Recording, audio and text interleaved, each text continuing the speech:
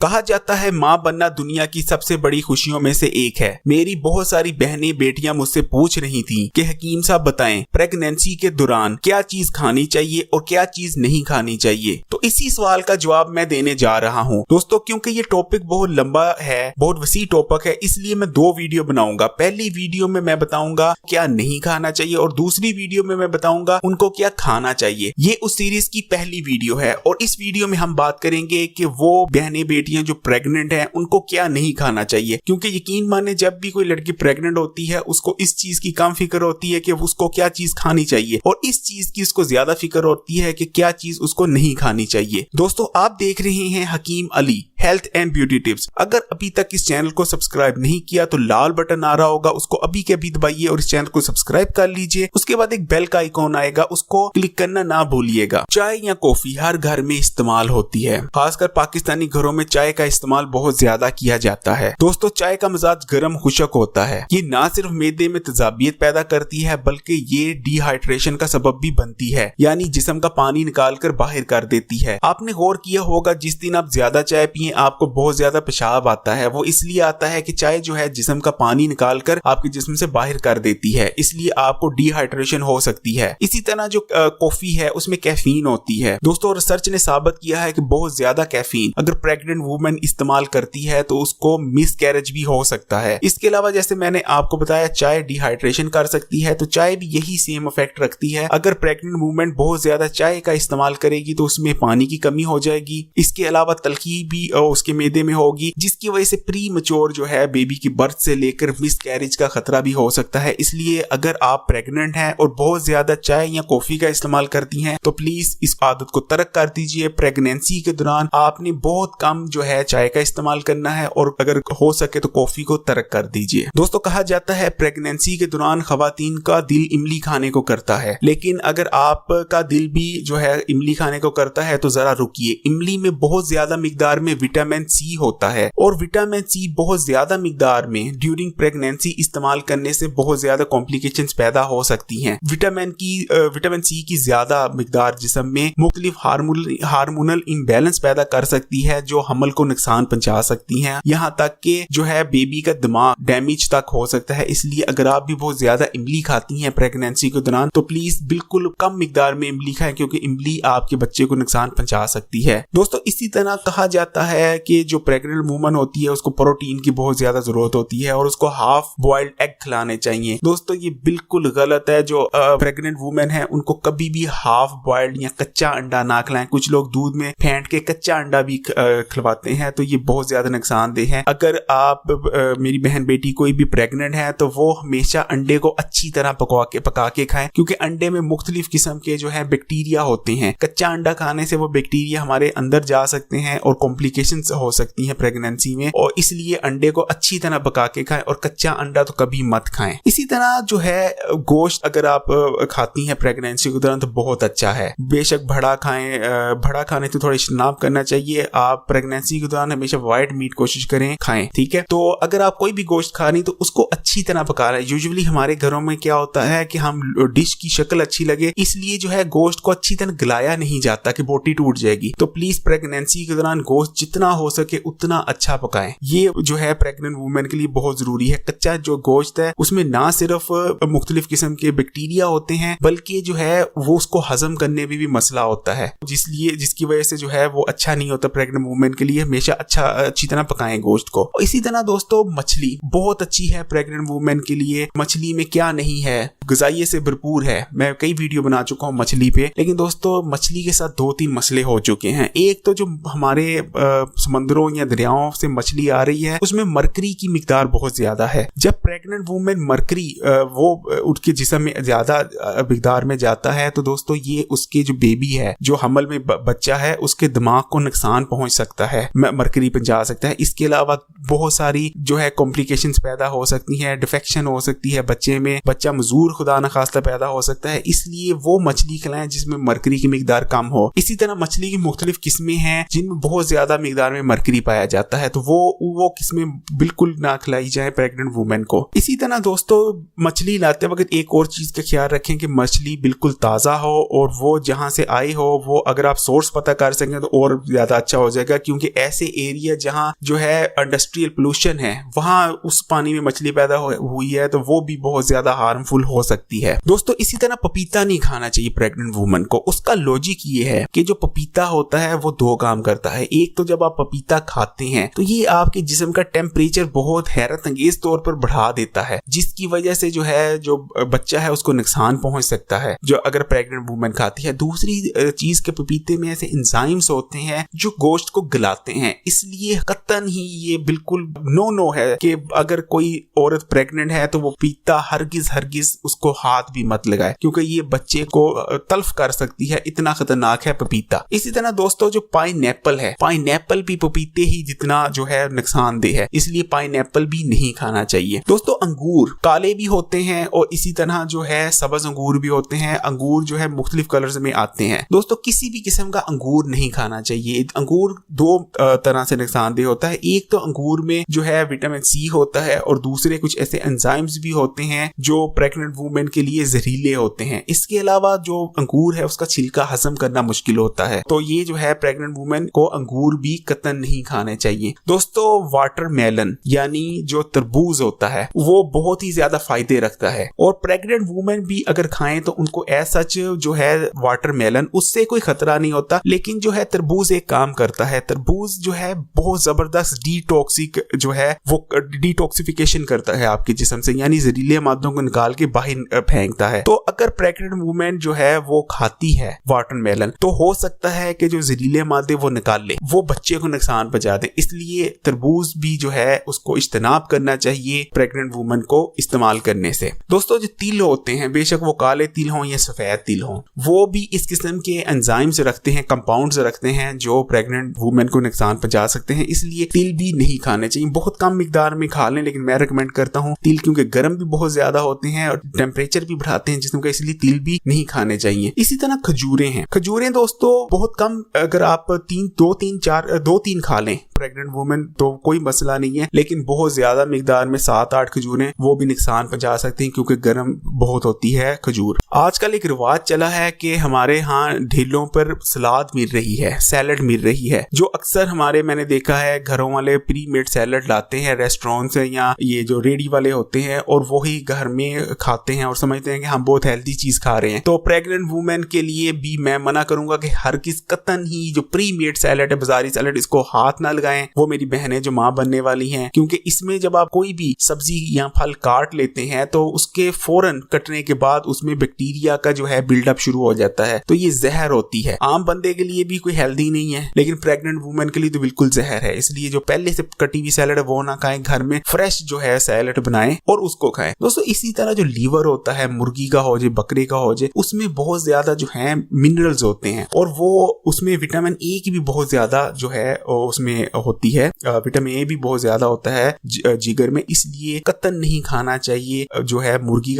का लीवर हो या किसी भी और जानवर का जिगर हो प्रेग्नेंट वुमेन को, क्योंकि इसमें ना सिर्फ विटामिन ए होता है और विटामिन ए की भी ज्यादा जो है प्रेग्नेंट वुमेन अगर उसको इंटेक करेगी वो बहुत ज्यादा नुकसान दे सकता है। इसी तरह जो है लीवर में, जिगर में बहुत ज्यादा और भी ऐसे कंपाउंड्स और ऐसे मिनरल्स होते हैं जो नुकसान पहुंचा सकते हैं प्रेग्नेंट वुमेन को। इसी तरह दोस्तों हम फल सब्जियां लाते हैं तो आपको शायद इस चीज का इल्म होगा कि वो जिस खेत से आते हैं उसमें स्प्रे किए जाते हैं ताकि कीड़े मकोड़े तल्फ किए जा सकें, जड़ी बूटियां, और इसी तरह मुख्तलिफ उसमें जो खादें भी डाली जाती हैं जो केमिकल बेस होती हैं। और हम क्या करते हैं, घर में लाते हैं, हल्का सा पानी मारते हैं और उसको खाने लग जाते हैं, फल भी और सब्जियां भी। तो दोस्तों बिल्कुल जो है ये आम इंसान भी ये परहेज करे और खासकर जो है माँ बनने वाली औरतें हैं उसको फल अच्छी तरह धो के, अच्छी तरह से, मेरा मतलब अच्छी तरह है, सब्जियां अच्छी तरह धो के उसके जो है इस्तेमाल करवाई जाए, क्योंकि जो ये खेतों में केमिकल या अद्वियात इस्तेमाल होती हैं बहुत ही ज्यादा नुकसान पहुंचा सकती हैं होने वाले बच्चे को। इसी तरह कुछ घरों में जो खाने पकाए जाते हैं वो एक कॉन्सेप्ट अजीब सा आ चुका है। मैं वैसे इस कॉन्सेप्ट के ज्यादा खिलाफ नहीं हूँ कि कच्ची पक्की सब्जियां जो है सब्जियों को ज्यादा गलाना नहीं चाहिए, ये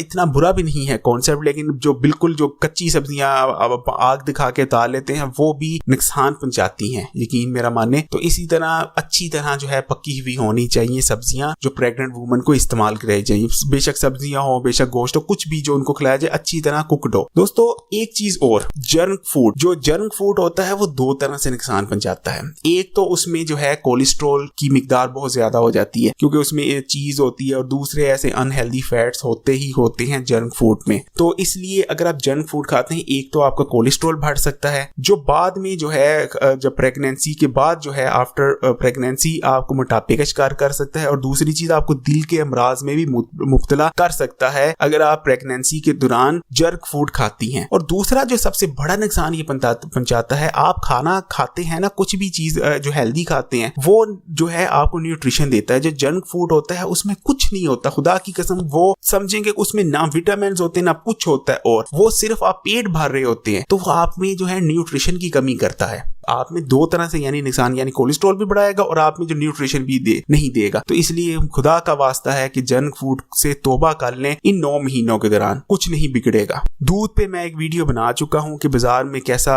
जो है घटिया दूध मिलता है, इसलिए कोशिश करें कि केमिकल से बने हुए दूध ना लाएं। अगर आप दूध इस्तेमाल करते हैं, दूध इस्तेमाल करना बहुत जरूरी है प्रेग्नेंट वुमेन के लिए, जो है कोशिश करें कि आप वो दूध लाएं जिसपे यकीन हो कि ये खालिस दूध है। बेशक उसमें थोड़ा बहुत पानी मिला हो, कोई हर्ज नहीं है, लेकिन उसमें केमिकल से ये एक तसल्ली कर लें, क्योंकि अगर ये वाला दूध जो आप लाते हैं केमिकल से बना हुआ, तो समझेंगे आप कत्ल कर रहे हैं, या ऐसा बच्चा पैदा होने जा रहा है जो उतनी एबिलिटीज नहीं रखेगा जितनी एक बच्चे को रखनी चाहिए। उसकी जो है कोक से ही उसमें जो है मिल न्यूट्रिशन शुरू हो जाएगी, या उसमें जो केमिकल्स उसको नुकसान पहुंचाना शुरू हो जाएंगे। इसलिए हमेशा खालिस दूध नहीं, तो खालिस दूध तो नहीं मिल सकता पाकिस्तान में, कोशिश करेंगे पानी मिला दूध हो लेकिन उसमें केमिकल्स ना हो। इसी तरह दोस्तों चीज, मुख्तलिफ चीजें मिलती हैं, लेकिन जो प्रेग्नेंट वुमेन है उसको चीज का इस्तेमाल कतन नहीं करना चाहिए, क्योंकि दोस्तों मुख्तलिफ जो चीज होती हैं वो चीजों की बहुत, आपको पता है जो चीज होती है उसमें बहुत सारी इकसाम आती हैं। कुछ इकसाम की चीज में जो है बहुत ज्यादा बैक्टीरिया का बिल्डअप होता है, ठीक है, तो वो चीज बनाने के लिए इस्तेमाल ही वो बैक्टीरिया होते हैं जो उसकी पूरी जो चीज तैयार होती है। तो कतन ही कोई किसी किस्म की चीज भी प्रेग्नेंट वुमेन को इस्तेमाल नहीं करानी चाहिए। वो अशिया जिसमें खाने पीने की अशिया जिसमें चीज का इस्तेमाल हो गया है उसका भी इस्तेमाल नहीं करना चाहिए। मैंने एक वीडियो बनाई थी कि जो जूस होते हैं फलों के, ये क्यों फायदेमंद नहीं होते, क्योंकि जब आप पूरा फल खाते हैं तो उसमें फाइबर आपके पास आता है, उसमें जो है उसके छिलके में बहुत ज्यादा फल के विटामिन और जो है ज्यादातर विटामिन और मिनरल्स होते ही फल के छिलके में है। जब जूस हम निकाल लेते हैं तो समझिए कि हम उसमें से थोड़ा सा जायका और थोड़ा पानी और थोड़ा जो है उसका मीठा चीनी निकाल लेते हैं, फल की जो न्यूट्रिशन है वो हम पल्प में फेंक देते हैं। इसलिए कोशिश करें कि प्रेगनेंसी के दौरान जूस ना पिए बल्कि फल खाएं, क्योंकि फल खाने से ना सिर्फ आपको फाइबर मिलेगा और बल्कि आपको जो है पूरी फल की ग़िज़ाइयत मिलेगी। और दोस्तों जो जूस है ना, जो आप फल पूरा खाते हैं वो जो है कब्ज नहीं करता, जो खाली जूस है वो कब्ज कर सकते हैं क्योंकि उसमें फाइबर नहीं होता। इसी तरह सॉफ्ट ड्रिंक मैं कतन मना करता हूँ, सख्ती से मना करता हूँ कि सॉफ्ट ड्रिंक का इस्तेमाल बिल्कुल तर्क कर दें जो औरतें माँ बनने जा रही हैं। इसी तरह हर्बल टी एक आई हुई है बाजार में, मुख्तलिफ ब्रांड्स की आई हुई है, और ग्रीन टी, ये भी जो है उसका इस्तेमाल भी बहुत बल्कि खत्म कर दें। हर्बल टी और ग्रीन टी ये दोनों तर्क कर दें। इसी तरह जो है वो मशरूबात जिसमें चीनी होती है और कोई ग़िज़ाइयत नहीं होती, थोड़ी मिकदार में पी लें, ठीक है, दिल करता है, लेकिन बहुत डेली वो मशरूबात इस्तेमाल करना, वो शरबत इस्तेमाल करना जिसमें ग़िज़ाइयत नहीं है, जस्ट मीठा शरबत है, तो उसको भी कम कीजिए। इसी तरह कुछ अमीर घराने आजकल वो क्या कर रहे हैं, चीनी इस्तेमाल नहीं करके बल्कि आर्टिफिशियल जो है स्वीटनर इस्तेमाल करते हैं। तो दोस्तों ये प्रेग्नेंट वुमेन के लिए जहर कातिल है आर्टिफिशियल स्वीटनर। इसलिए अगर आपके घर में भी आर्टिफिशियल स्वीटनर इस्तेमाल होता है तो प्लीज इसको बंद कर दीजिए। यहाँ खासकर जो है प्रेग्नेंट वुमेन है उसको उतनी देर ना खिलाएं जितनी देर प्रेगनेंसी में है औरत, उसको आर्टिफिशियल स्वीटनर पाबंदी लगा दें। सफेद आटा यानी रिफाइन आटा को भी तर्क कर दें। दोस्तों जो चोकर मिला आटा होता है उसमें क्या होता है कि फाइबर मौजूद होता है, वो अच्छी तरह हजम होता है मैदे में जाके कब्ज नहीं करता। जो रिफाइन आटा होता है यानी जिसको सफेद आटा भी कहा जाता है, जिसमें चोकर निकाला होता है, बिल्कुल रिफाइन किया होता है, वो आटा जो है मैदे में जाके आपको कब्ज कर सकता है। तो प्रेगनेंसी के दौरान कोई ऐसा काम ना करें जिससे कब्ज हो, क्योंकि कब्ज में जोर लगाना पड़ता है जो बहुत नुकसानदेह हो सकता है हमल के लिए। रात का खाना, रात का बचा हुआ खाना अक्सर हमारे घरों में खाया जाता है, उसमें इतना हर्ज नहीं है कि अगर आप अच्छी तरह महफूज करके रखती हैं और बहुत कम टाइम का बचा हुआ खाना है, लेकिन अगर बहुत दिनों का बचा हुआ खाना है तो उसमें भी बैक्टीरिया पैदा होंगे, और वो भी प्रेग्नेंट वुमेन खास तौर पे उसको बिल्कुल ना खाएं, क्योंकि वो नुकसान पहुंचा सकता है हमल को, क्योंकि इसमें बैक्टीरिया हैं। विटामिन सप्लीमेंट्स, अक्सर जो है हम लोग खुद ही डॉक्टर और हकीम बने होते हैं और हम इस चीज की बिल्कुल परवाह नहीं करते कि ये जो हम सप्लीमेंट यूज करने जा रहे हैं ये हमें कोई साइड इफेक्ट भी दे सकता है, बल्कि हम अपने खुद ही डॉक्टरी और हिकमत झाड़ते हुए कहते हैं नहीं जी विटामिन सप्लीमेंट खा रहे हैं हमें फायदा ही देगा। तो खुदा का वास्ता है मेरे दोस्तों, मेरी बहनों, बेटियों, कोई भी सप्लीमेंट डॉक्टर या हकीम के मशवरे के बगैर इस्तेमाल ना करें। अपने डॉक्टर या हकीम के पास जाएं, उसको पूछें कि ये हम सप्लीमेंट इस्तेमाल कर सकते हैं, क्योंकि जो सप्लीमेंट्स होते हैं विटामिन सप्लीमेंट्स वो भी बहुत नुकसान पहुंचा सकते हैं प्रेग्नेंट वुमेन को। इसलिए कोई विटामिन सप्लीमेंट या किसी और किस्म का सप्लीमेंट डॉक्टर से पूछे बगैर इस्तेमाल नहीं करना। अल्हम्दुलिल्लाह पाकिस्तान में शराब वगैरह का इस्तेमाल नहीं होता, क्योंकि हमारे पाकिस्तान में ये इस पे पाबंदी है। लेकिन दोस्तों कुछ गैर मुस्लिम या जो पाकिस्तान से बाहर जो है कुछ गैर मज़ाहिब में जो है इस्लाम के अलावा कुछ मज़ाहिब में अलाउ है शराब। इसी तरह जो मेरी बहन बेटियां शराब वगैरह का अगर इस्तेमाल करती हैं तो प्रेगनेंसी के दौरान शराब का इस्तेमाल कतई ना करें, क्योंकि इसमें न्यूट्रिशन कुछ नहीं है और इसके नुकसानात अनगिनत हैं। इसलिए इस आदत को भी प्रेगनेंसी के दौरान तर्क कर दिया जाए तो बहुत बेहतर है। दोस्तों ये कुछ चीजें थी और खासकर मैं बहनों से मुखातिब होऊंगा, ये कुछ चीजें थी जो प्रेगनेंसी के दौरान जो है मैंने जैसे बताया इन कुछ चीजों को बिल्कुल तर्क कर देना चाहिए, और कुछ चीजें ऐसी हैं जो मैंने ऊपर पूरी लिस्ट बताई है उसमें बहुत कम कर देनी चाहिए, और कुछ चीजों के तो पास भी नहीं जाना चाहिए प्रेग्नेंट अगर आप हैं।